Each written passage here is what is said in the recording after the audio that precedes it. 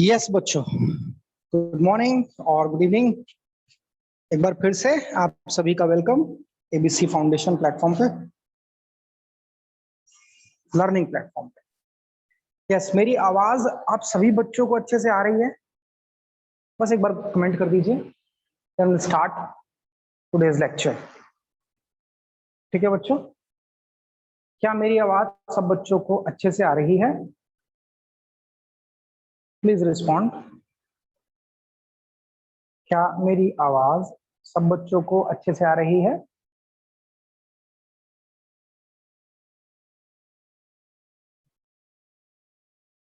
Am I audible? Yes, अच्छे से आ रही है, वीडियो अच्छे से दिखाई दे रहा है? Yes Arya, thank you confirming. Yes Nandan, okay. Video अच्छे से दिखाई दे रही है, क्लियर दिख रहे हैं वर्ड्स अच्छे से, कोई दिक्कत नहीं है। यस ओके, तो चलिए बच्चों, आज का लेक्चर, आज है क्लास नंबर 5। आज है क्लास नंबर 5, ह्यूमन आई का class number 5।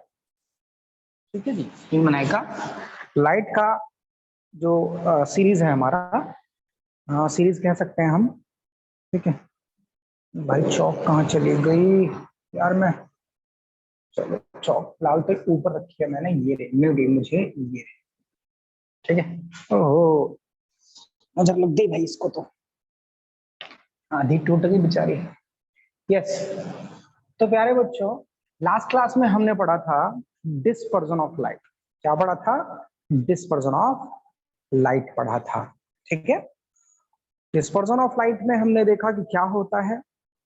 Dispersion of light में हमने देखा कि क्यों डिस्पर्जन होता है, that is cause of dispersion, very important for exam point of view. फिर हमने देखा कि एंगुलर डिस्पर्जन क्या होता है, इतना इंपॉर्टेंट नहीं है आपके लिए एंगुलर डिस्पर्जन। ठीक है, for CBSE exam point of view. हाँ, वैसे अगर नॉलेज रखनी है तो अच्छा है। ठीक है, तो एंगुलर डिस्पर्जन क्या होता है। ठीक, फिर हमने देखा डेविएशन किस कलर में ज्यादा होता है, वायलेट में ज्यादा होता है या रेड में ज्यादा होता है, क्यों ज्यादा होता है, किस लिए ज्यादा होता है, वो हमने आपको लास्ट क्लास में समझा दिया। ठीक है बच्चों, आज हम एक बहुत ही प्यारा सा कॉन्सेप्ट पढ़ने वाले हैं। अच्छा, मुझे एक बात पहले कंफर्म करो, क्लियर करो कि क्या मैंने जो लाइट का रिफ्लेक्शन रिफ्रैक्शन वाला चैप्टर पढ़ाया था, लाइट का रिफ्लेक्शन रिफ्रैक्शन वाला जो चैप्टर पढ़ाया था, उसमें टोटल इंटरनल रिफ्लेक्शन पढ़ाया था क्या आपको? टोटल इंटरनल रिफ्लेक्शन पढ़ाया था क्या आपको मैंने? कमेंट करिए, क्या मैंने उसमें आपको टोटल इंटरनल रिफ्लेक्शन ये पॉइंट पढ़ाया था? शायद पढ़ाया होगा, मुझे लगता है। अच्छा, दो बच्चे बोल रहे हैं नहीं सर। ओके, तो चलिए पहले आज वही पढ़ते हैं, टोटल इंटरनल रिफ्लेक्शन। हेडिंग लिखिए सभी, टोटल इंटरनल रिफ्लेक्शन। देखिए मैं आपको बता चुका हूँ, वीडियोस अपलोड हो रही हैं यूट्यूब पर। अगर आप में से कोई बच्चा जिसको कोई डाउट आ रहा है, कोई भी दिक्कत आ रही है, ABC foundation academy learning platform, आप उस पर जा सकते हैं, वीडियो देख सकते हैं। फिर भी कोई डाउट रह जाए तो भाई मुझे मैसेज कर सकते हैं, ठीक है, कांटेक्ट कर सकते हैं। लेकिन कंडीशन एक ही है कि बच्चा अच्छे से उस कॉन्सेप्ट को पढ़ ले, और इनकेस फिर भी कोई डाउट आ रहा है तो पूछ सकता है। ठीक है बच्चों, मुझे लगता नहीं, अगर आप यहाँ पे पढ़ रहे हैं अच्छे से, फिर इनकेस अगर कोई डाउट आ रहा है तो यूट्यूब पे चेक कर ले रहे हैं वीडियोस को, और उसके बाद मुझे लगता नहीं कुछ डाउट रह जाएगा। ठीक है, मुझे नहीं लगता। फिर भी इनकेस कभी हो जाता है कि दोनों क्लासेस मिस हो गई, ये भी मिस हो गया और यूट्यूब पर भी नहीं देख पाया है, या कुछ भी मैं नहीं समझ में आ रहा है यूट्यूब देखने से, इन केस अगर ऐसा हो रहा है। ठीक है, ऐसा नहीं होगा, मैं आपको बता रहा हूँ, कंफर्मेशन दे रहा हूँ आपको, 100% श्योरिटी की कॉन्सेप्ट जितने भी पढ़ाए जाएंगे आपको समझ में आने चाहिए अच्छे से। ठीक है, मोटिव एक ही है कि आपको कॉन्सेप्ट समझ में आने चाहिए, that's it. We don't want anything else then that. ठीक है, तो प्लीज, अच्छा आप में से जितने भी बच्चे हैं, वी हैव राइट नाउ, अच्छा आज बच्चे कम हैं, हाँ, ओनली 10 स्टूडेंट्स, आज बच्चे कम है अभी। What's the reason? क्या रीजन है भाई? कोई क्लास तो नहीं है अभी? ओके, चलिए जो भी रीजन है, धीरे धीरे बच्चे ऐड हो जाएंगे। सब्सक्राइब जरूर कर लीजिएगा, क्यों कह रहा हूं? क्योंकि जितनी भी वीडियोस हम अपलोड करेंगे at least you will have a notification. कैसे करनी है सब्सक्राइब? जो मैं वीडियो अपलोड कर रहा हूं आपको लिंक मिलता है उसका, वहां पर क्लिक करिए, then simply subscribe, in case अगर आपको नहीं आ रहा है करना। अब आप बात करते हैं आज के कॉन्सेप्ट की, जिसका नाम है, लिख लीजिएगा, टोटल इंटरनल रिफ्लेक्शन। इसको लिख देता हूं, रिफ्लेक्शन, टोटल इंटरनल रिफ्लेक्शन की बात करते हैं आज। दिख रहा है ना? एक मिनट,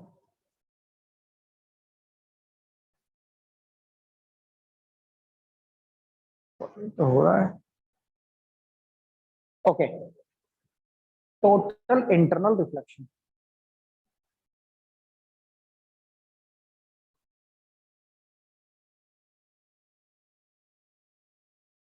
एक मिनट रुकना जरा, कुछ गड़बड़ तो नहीं हो रहा है ये? एक सेकंड।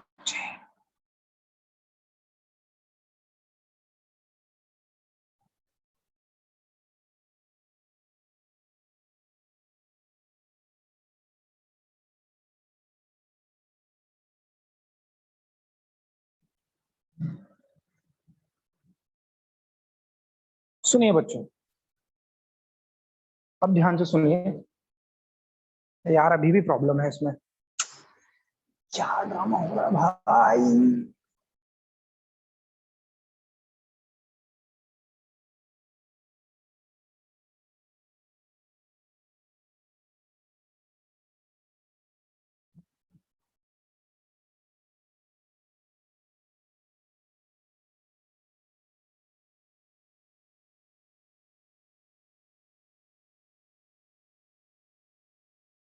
ओके, अभी ठीक है शायद।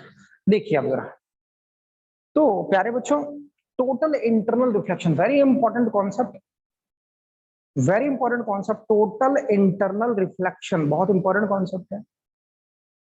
समझते हैं क्या होता है, ठीक है? सपोज कीजिए ये हमारे पास कोई रिफ्रैक्टिंग सरफेस है।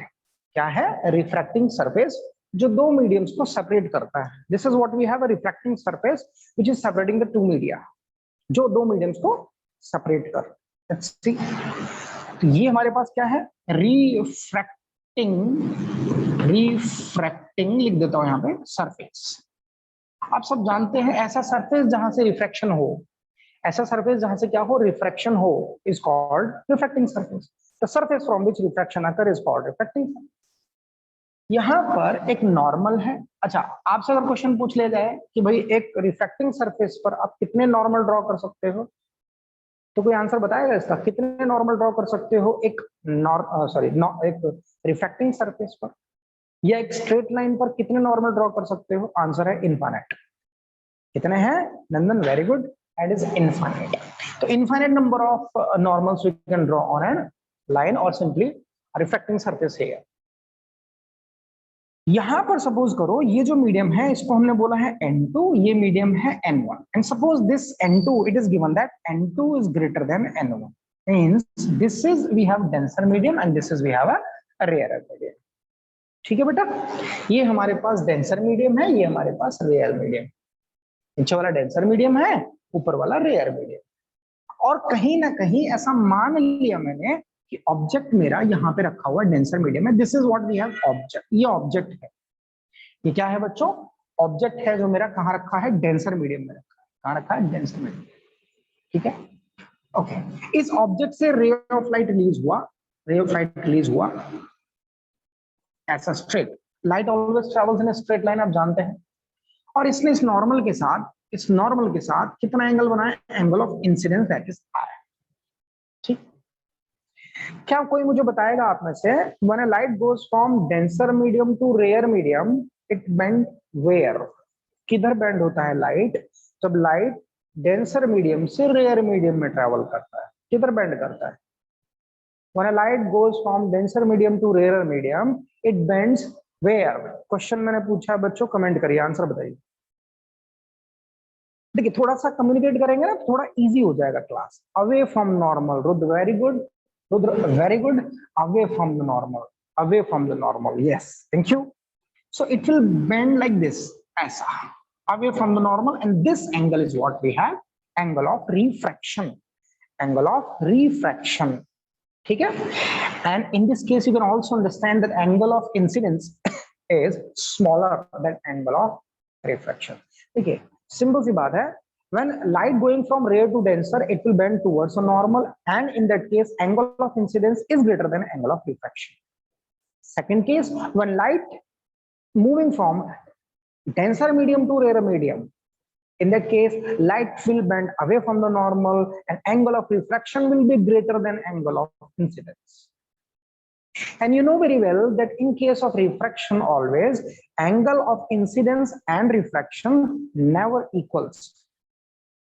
रिफ्रैक्शन के केस में एंगल ऑफ इंसिडेंस और रिफ्रैक्शन इक्वल नहीं होते हैं. कहां इक्वल होते हैं? रिफ्लेक्शन में. कहां इक्वल होते हैं? रिफ्लेक्शन में इक्वल होते हैं बच्चों.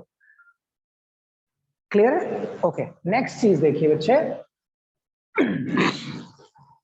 ये हो गया. सपोज यहां से सपोज करो इस ऑब्जेक्ट से कि एक और रेज में मान लो रिलीज करता हूं, अनदर रे आई am releasing from this object like this.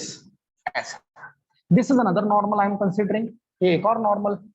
ठीक है, रे कुछ ऐसे गया है, इस बार नॉर्मल के साथ एंगल बनाया इसने ऐसा कुछ आई, तो इसको मान लो I1, तो इसको मैंने मान लिया I2. क्लियर? इसको मैंने I1 मान लिया, इसको I2 मान लिया. Another angle of incidence. Again what will happen प्यारे बच्चों? Again what will happen? This ray of light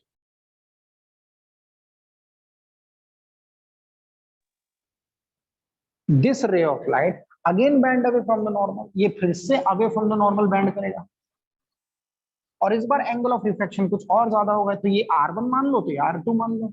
simple. Clear है? यहां तक कोई दिक्कत नहीं है किसी को? ठीक है. एंगल ऑफ इंसिडेंस इंक्रीज हुआ तो एंगल ऑफ रिफ्लेक्शन भी इंक्रीज हो गया. ऐसा कुछ हुआ. मान लो if I am releasing another ray, एक ऑब्जेक्ट से कितनी रेज निकाल सकता हूं मैं? Again infinite number of rays can be released from or obtained, और क्या कहेंगे, originate. ठीक है, number of rays, how many rays? Infinite number of rays can be originate. Infinite number of rays can be originate from a point object or from any object. तो मान लो एक और raise में लेता हूं. सर क्या पढ़ रहे हैं हम? पढ़ रहे हैं टोटल इंटरनल रिफ्लेक्शन. ध्यान रखिएगा, टोटल इंटरनल रिफ्लेक्शन क्या है अभी सब समझ में आ जाएगा, पर ध्यान से समझते रहिए क्या हो रहा है यहाँ पे. एक और रे ऑफ लाइट गया कुछ ऐसा. ठीक है, स्ट्रेट लाइट. इसको मैं थोड़ा इरेज कर लेता हूं अभी. ठीक है बच्चे, तो ये कुछ ऐसा और थोड़ा आगे बढ़ा लेते हैं रिफ्लेक्टिंग सरफेस को. स्ट्रेट है वो, हाँ स्ट्रेट है, ध्यान रखना स्ट्रेट है एकदम. दिस टाइम व्हाट हैपन, ये एक और नॉर्मल हो गया प्यारे बच्चे, एक और नॉर्मल हो गया. ये एंगल हो गया सपोज I3, इस बार ये हो गया I3. And in this case what happen, this ray of light which is going in the second medium every time, but now this ray of light just lies on the surface, just lies on the surface. ध्यान से देखो, अब ऐसा होता है कि जो ray of light है वो कुछ इस तरह से चल रहा था, डेंसर से रेयर में जा रहा था, लेकिन इस बार ऐसा हुआ. This time what happens, at this certain angle of incidence what I was doing is I was increasing the angle of incidence. I1, I2, I3. यहां आप देख सकते हैं that I3 is greater than I2 is greater than I1. Reverse, I1 greater than I1 smaller than I2 smaller than I3, ऐसा भी लिख सकते हैं. ठीक है, तो जैसे जैसे मैं एंगल ऑफ इंसिडेंस इंक्रीज कर रहा हूं, as I am increasing the angle of incidences, the angle of refraction also increasing, and at a certain angle of incidence the angle of refraction becomes 90 degree. अब normal के साथ angle कितना बनाया है इसने? 90 डिग्री का है. रिमेंबर, नॉर्मल के साथ कितना एंगल बनाया है इस बार रे ऑफ लाइट ने? 90 डिग्री का एंगल बनाया है. सर कितना बनाया है? 90 डिग्री का एंगल बनाया है. सो सबसे पहला पॉइंट ये, इसका डेफिनेशन सुनिए, इसको क्या बोलते हैं? इस एंगल ऑफ इंसिडेंस को कहा जाता है, ध्यान से सुनिएगा, इसको कहा जाता है क्रिटिकल एंगल. क्या कहा जाता है इसको? Critical angle. अब मैं डेफिनेशन बोल रहा हूं, ध्यान से सुनिएगा. क्रिटिकल एंगल, ध्यान से सुनिए, critical angle is that angle of incidence, critical angle is that much angle of incidence at which the angle of refraction is 90 degree. Simple, ये हो गया angle of sorry critical angle. क्या हो गया ये? क्रिटिकल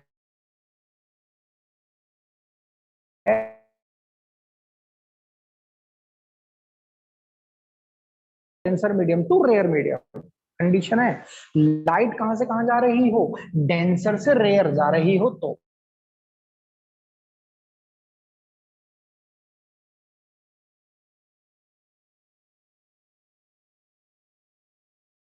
ये थम्स अप. समझ में आ रहा है क्या? समझ में आ रहा है क्या? प्लीज से यहां तक की बात समझ में आ रही है? यहाँ पे हमने क्या किया, कोई एक एंगल ऑफ इंसिडेंस लिया, ठीक है, यहाँ पर राइट डेंसर से अवे बैंड कर गया, फिर एंगल ऑफ इंसिडेंस थोड़ा और इंक्रीज किया, एंगल ऑफ रिफ्रैक्शन थोड़ा और इंक्रीज हो गया, फिर और एंगल ऑफ इंसिडेंस इंक्रीज किया, फिर एंगल ऑफ रिफ्रैक्शन 90 डिग्री हो गया. यहां तक बात समझ में आ रही है? तो ये angle of incidence, such angle of incidence at which angle of refraction is 90 degree is called critical angle. यानी क्रिटिकल एंगल कुछ नहीं है, एंगल ऑफ इंसिडेंस ही है, बट वो एंगल ऑफ इंसिडेंस जहां पर एंगल ऑफ रिफ्रैक्शन कितना हो जाए, 90 डिग्री हो जाए. कितना हो जाए? 90 डिग्री हो जाए, उसे कहेंगे हम क्रिटिकल एंगल. बच्चों समझ में आ रहा है क्या? समझ में आ रहा है कि नहीं? हम सब करिए प्लीज. Yes please. क्या मेरी आवाज सबको सुनाई दे रही है? Yes okay Ashish, thank you. एक और तरह से इसको डिफाइन कर सकते हैं हम. कैसे डिफाइन करेंगे?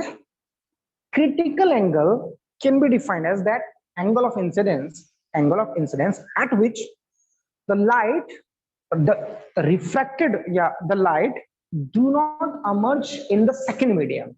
It just lies on the surface separating the two media. यानी angle of incidence, critical angle वो एंगल ऑफ इंसिडेंस है जहां पर रे ऑफ लाइट दूसरे मीडियम में नहीं जाता, बल्कि जो मीडियम, जो सरफेस उन दो मीडियम को सेपरेट कर रहा है, उस मीडियम पर ही, उस सरफेस पर ही वो रे ऑफ लाइट लाई कर जाता है. ऐसे भी लिख सकते हैं क्रिटिकल एंगल का डेफिनेशन, जैसे मर्जी वैसे लिखो, दोनों ही सही है. क्रिटिकल एंगल क्लियर है? Critical angle is that much angle of incidence at which angle of refraction is 90 degree, और critical angle is that much angle of incidence at which light do not emerge in second medium, it just lie on the surface separating the two media. I hope this is clear. अब अगर मान लो मैं इस point पर Snell's law लिखना चाहूं, क्या लिखना चाहूं प्यारे प्यारे? जो स्नेल्स लॉ, क्या लिखना चाहूं? Snell's law. तो स्नेल्स लॉ क्या होता है, ये तो हम पहले ही पढ़ा चुके हैं आपको. स्नेल्स लॉ होता है sin i by sin r is equals to constant for a pair of media, और कैसे लिखते हैं ये भी हम आपको बता चुके हैं. sin i by sin r is equals to constant for a pair of media, और कैसे लिखते हैं मैं ये भी आपको बता चुका हूं. तो चलिए लिखते हैं. सबसे पहले लिखेंगे sin i की जगह लिखूंगा i3, और इसी i3 को एक और नाम से लिखते हैं c. c is what? Critical angle. या तो आप इसको क्या लिखो, i3 लिख लो, या इसको क्रिटिकल एंगल लिख लो, सीधा c लिख लो. थोड़ा सा ओपन करो. हाँ बस, थैंक यू. थोड़ा हाँ. सो i3 is what we have, angle of incidence, another angle of incidence, and it is equals to critical angle. तो i3 को मैं c भी लिख सकता हूँ बच्चों, क्रिटिकल एंगल को हम c भी लिख सकते हैं सिंपली. ठीक है ओके. तो यहाँ पे लिखते हैं sin i3 by sin r is equals to, यहाँ पे मैं लिख सकता हूँ इसको r3, जबकि r3 कितना है? 90 है. r3 की वैल्यू कितनी है? 90 डिग्री. समझ में आ रहा है? तो sin i by sin r, Snell's law क्या लिखते हैं? Sine of angle of incidence, तो इंसिडेंस एंगल कितना था? i3, to the sine of angle of refraction, refraction angle कितना था? r3. ठीक है, इज इक्वल्स टू क्या होता है? Refractive index in which the light is finally travelling, to the refractive index from which the light was initially coming. Clear है? कोई दिक्कत तो नहीं है? तो प्यारे बच्चों, फाइनली ट्रेवल कहां कर रहा था? n1 में, और कहां से आ रहा था? n2 से. लिख सकता हूं फाइनली ट्रेवल तो लाइट कहां कर रही थी? बार बार n1 में ही कर रही थी ना बेटा, n1 में ही कर रही थी. तो कहां से आ रही थी? n2 से आ रही थी लाइट. कहां से आ रही थी? n2 से आ रही थी. यस ठीक है, बहुत ही प्यारा कॉन्सेप्ट है, सीख लीजिए. ठीक है, बहुत अच्छा कॉन्सेप्ट है, बहुत ही प्यारा सा कॉन्सेप्ट है, सीख लीजिए इसको अच्छे से. अच्छा क्लियर यहां तक? स्नेल्स लॉ लिख दिया मैंने यहाँ पे, मैं इसकी वैल्यू पुट कर लेता हूँ। I'll put these वैल्यू, जैसे साइन I3 को मैं लिख लेता हूँ साइन C अपॉन में साइन R3 को लिख लेता हूँ sine 90 degree is equals to N1 की वैल्यू। बुक में आपको क्या दिया गया कि N1 जो है वो एयर है, ठीक है। N2 कुछ भी हो सकता है, N2 कुछ भी हो सकता है, लेकिन N1 आपको एयर दिया गया है। एयर मान लिया आपने बुक में, N1 क्या मान लिया है? एयर मान लिया है। बोलो क्लियर है बच्चों? यहां तक समझ में आ रही है बात? यस। तो साइन सी व sine 90 is equals to air का रिफ्रैक्टिव इंडेक्स कितना होता है? 1 with respect to what? N2। N2 can be of any medium, कुछ भी हो सकता है वो, बट रिमेंबर इससे डेंसर होगा हमेशा, इससे हमेशा डेंसर होगा। N2 इज व्हाटएवर, बट इस मीडियम से ऊपर वाले, जरूरी नहीं है एयर हो, ये कुछ भी हो सकता है, जरूरी नहीं है एयर हो। बुक में एयर लिया गया है, और N2 भी कुछ भी हो सकता है अदर देन दिस, लेकिन हमेशा N2 जो होगा वो N1 से डेंसर होगा, ये जो दिया गया है। ऑलवेज रिमेंबर, ये कंडीशन है हमेशा। या हम ऐसा भी लिख सकते हैं कि जो ऑब्जेक्ट होगा, that object is always in a denser medium. Object is always put in a denser medium, object हमेशा डेंसर मीडियम में रखा जाएगा, तभी TIR होगा, अदरवाइज TIR नहीं होगा। These are the conditions of happening TIR, total internal reflection. Clear है? समझ बात आ रही है? अब सुनिए मेरी बात ध्यान से, मैं फॉर्मूला ड्राइव कर रहा हूं किसका? क्रिटिकल एंगल का। Sine C by 90 is equal to 1 by N2, sine C by 90 is equal to 1 by N2। Okay, तो प्यारे बच्चों साइन 90 की वैल्यू कितनी होती है? साइन 90 की वैल्यू होती है 1 is equal to 1 by N2। ठीक, तो मैं सिंपली लिख सकता हूं sine C is equal to 1 by N2, कहानी खत्म। अब अगर सपोज करो मुझे N2 की वैल्यू पता लग जाती कि N2 कितना है, ये मीडियम का रिफ्रैक्टिव इंडेक्स कितना है, ये मीडियम का रिफ्रैक्टिव इंडेक्स कितना है, अगर मुझे पता लग जाता तो मैं यहां से क्रिटिकल एंगल की वैल्यू निकाल लेता, that is sine C। Sine C, sine C। मान लो अगर, सपोज करना, मान लो अगर कि N2 की वैल्यू 2 है, सपोज मैं कहता हूं कि N2 की वैल्यू कितनी है? Refractive index of second medium 2 है। अगर ऐसा है तो ध्यान से देखना, पहले मुझे यहां तक, अभी एक मिनट, हाँ मैं थोड़ा सा पॉज लेता हूं, यहां तक समझ में आया क्या? प्लीज देख लीजिए, यहां से यहां तक अच्छे से देख लीजिए, मुझे इतना बता दीजिए कि, अरे यार एक तो ये मेरा, क्या ये यहां तक समझ में आ गया क्या आपको? Yes Ashish, what about others बच्चों? बाकी नंदिनी आज नहीं है? हाँ बेटा, आज नहीं है क्या? न... अच्छा, ये नंदिनी है जो थम्स अप किया।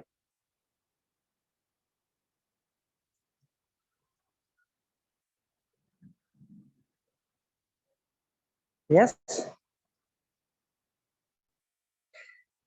चलिए बच्चों अब ध्यान से देखते हैं। Yes, you got my point ना? Now see, sine C is equals to 1 by N2, ये बात हमें यहां तक क्लियर हो गई, यहां तक कोई किसी को दिक्कत वाली बात नहीं। अब मान लो अगर सपोज मैं कहता हूं, अच्छा मैं इसको इरेज कर सकता हूं, इसको मैं इरेज कर सकता हूं, ठीक है। फॉर्मूला मेरे पास ये आ गया, फॉर्मूला ड्राइव हो गया, फॉर्मूला ये आ गया, ठीक है। मैं इसको इरेज कर लेता हूं, अभी क्या कर लेता हूं, इसको इरेज कर लेता हूं, क्योंकि थोड़ा सा अच्छे से समझ में आएगा। और ये लिख लिया आपने, ठीक है। तो साइन C कैसे ड्राइव किया देख लेना बेटा, कैसे ड्राइव किया हमने देख लेना उसको, कि कई बार बच्चों को कंफ्यूजन हो जाती है, इसी में कंफ्यूजन हो जाती है कैसे उसको डिराइव करना है।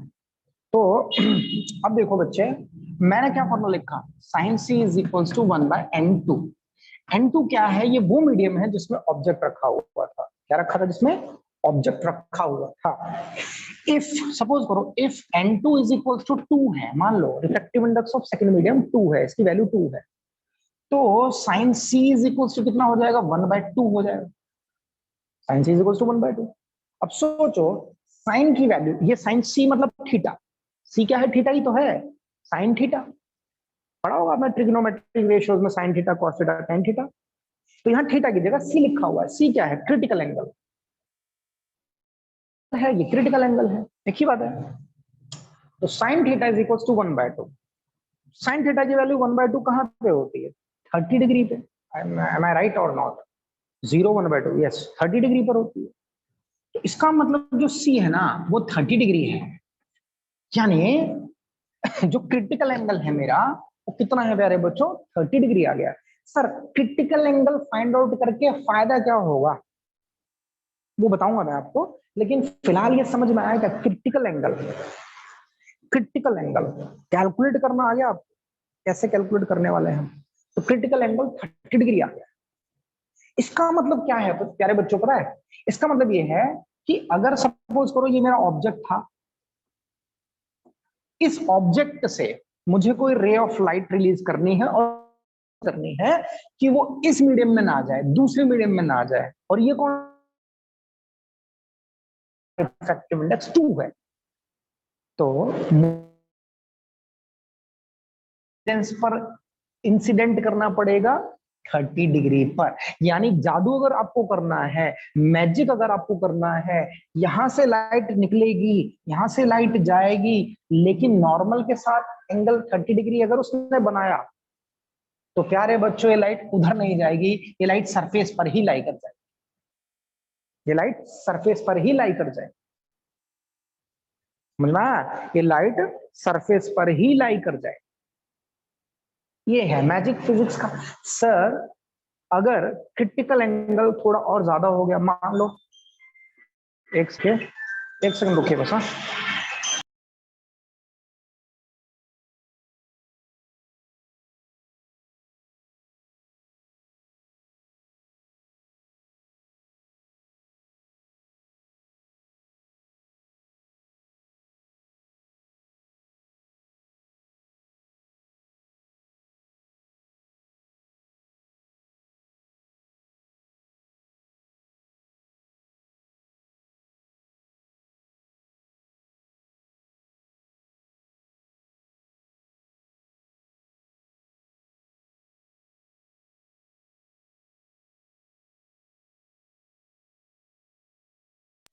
सॉरी कॉल आ गया एक्चुअली।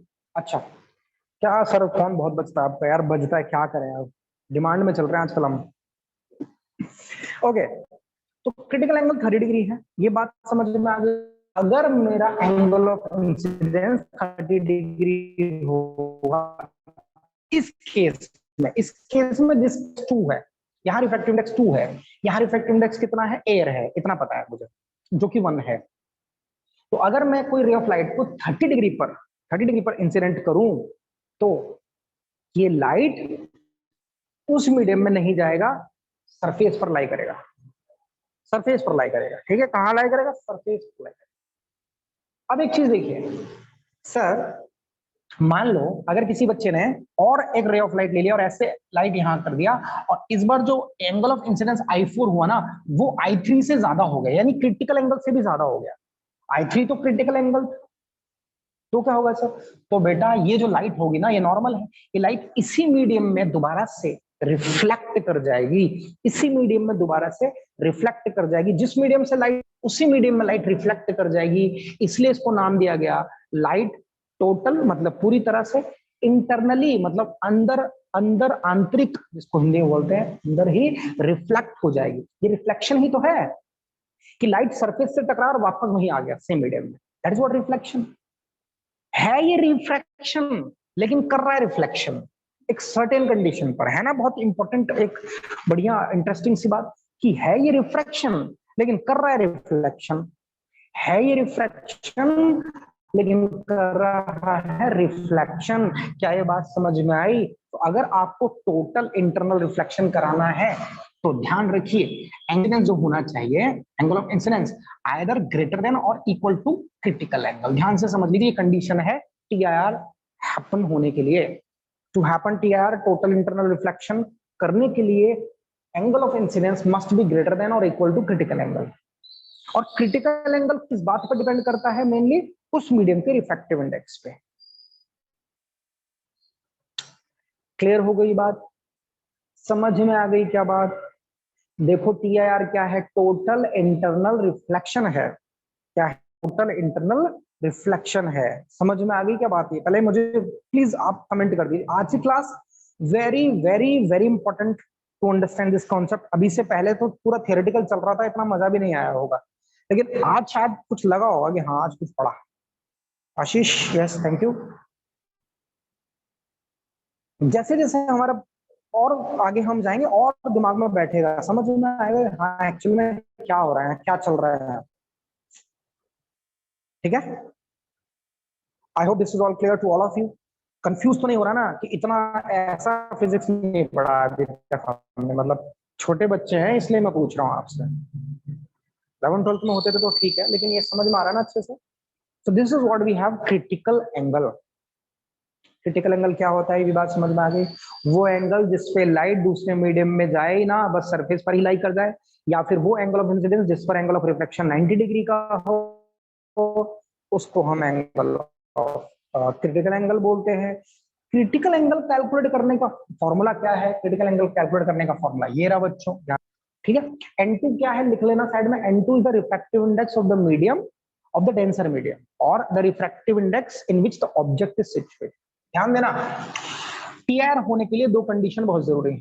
पहली कंडीशन ये है कि जो ऑब्जेक्ट है that must be in, object must be हाँ must be in denser medium. सबसे इंपॉर्टेंट कंडीशन पहली ये है कि ऑब्जेक्ट हमेशा कहाँ होना चाहिए। अगर आपको टीआर कराना है, टोटल इंटरनल रिफ्लेक्शन कराना है, तो ऑब्जेक्ट कहाँ रहना चाहिए? ऑब्जेक्ट रहना चाहिए डेंसर मीडियम। जो भी दो मीडियम होंगे ना, उन दोनों में से डेंसर मीडियम में ऑब्जेक्ट को रहना है। क्लियर है? ऑब्जेक्ट को कहाँ रहना है? डेंसर मीडियम में रहना है। जो भी दो मीडियम होंगे उन दोनों में जो डेंसर मीडियम होगा वहां रहना है ऑब्जेक्ट को, ऑब्जेक्ट को वहां रहना। और दूसरा इंपॉर्टेंट कंडीशन ये पहली है, दूसरी ये रही जो लिखी है मैंने ऑलरेडी, कि angle of incidence greater than और इक्वल टू क्रिटिकल है। एंगल ऑफ इंसिडेंस या तो क्रिटिकल एंगल के बराबर हो, बराबर होगा तो भी ऐसा हो जाएगा, इसको भी टीआर ही बोलते हैं, ठीक है। और ज्यादा होगा तो लाइट अंदर ही रिफ्लेक्ट कर जाएगी। This is what TR. आप समझ रहे हैं टीआर का क्या फायदा है? फायदा क्या है सर? इसका फायदा क्या है? थोड़ा फायदा समझाओ कि टीआर अगर होता है तो हमें फायदा क्या हो रहा है? हमें फायदा क्या हो रहा है? फायदा ये हो रहा है पहले तो क्लियर हो गया अच्छे से टीआर क्या होता है, ठीक है। कब होगा, कैसे होगा, फॉर्मूला क्या है, क्रिटिकल एंगल क्या होता है, ठीक है।